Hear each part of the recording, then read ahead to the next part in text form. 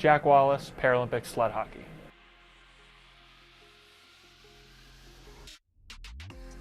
I'm really excited to get over there and check it out. I can't wait. Got to go to Athens last year and explore some of the old, Greek ruins and stuff like that. So that's that bit of a history nerd. So all that stuff is really, really fascinating to me. Opening ceremonies are such an iconic event and moment, and I'll never forget my first one in Pyeongchang, walking out that tunnel with all your teammates. It's so special, and it truly solidifies that moment. You realize you're here, you're doing this, let's go.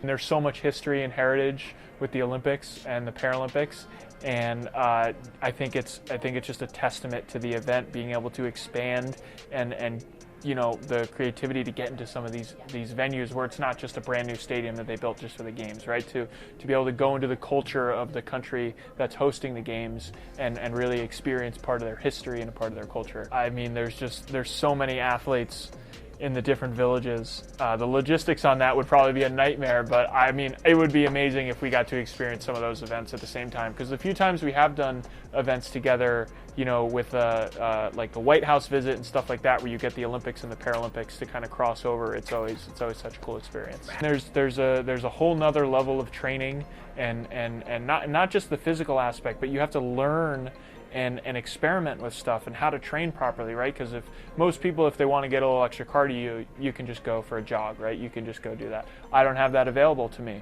but I also need to figure out, well, if I'm only training my upper body, how can I get cardio in that's not going to put the same strain on my shoulder and elbows that the hockey's going to, right? Because I don't want to overuse those joints. So you need to be really creative and really smart with how you train effectively for the Paralympics. I'm just one of those guys that can put on weight, but it's hard to get off weight, right? So I got to be real careful with my nutrition, my dieting, because after the games in 22, I think I weighed 205 pounds when I got there, and I think a month later, after I was home for a few weeks, I was like 230, right? So it was, I can put on weight, no problem.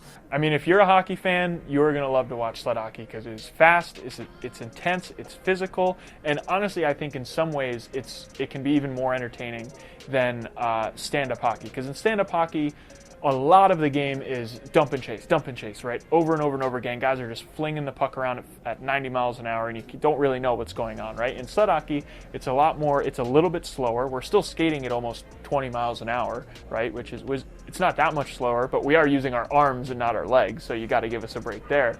But then you get this really cool skating pattern that happens in sled hockey because we don't skate backwards, right? So you have players looping and creating these intricate plays where it's not just a guy stopping on a dime and backing up, right? You need to do a loop, or you need to angle someone off in a really smart way because you're not as dynamic as a stand-up skater. So yeah, I think in a lot of ways, if you're a hockey fan, you're really going to enjoy watching sled hockey.